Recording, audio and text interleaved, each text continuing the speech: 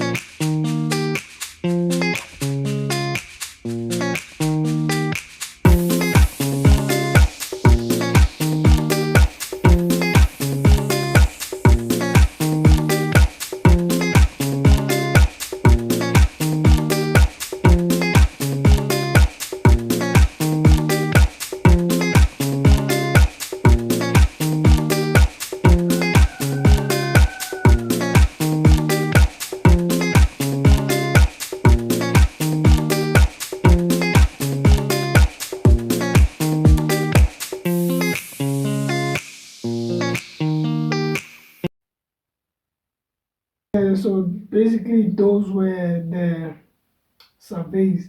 As you can see, also I get disqualified for surveys.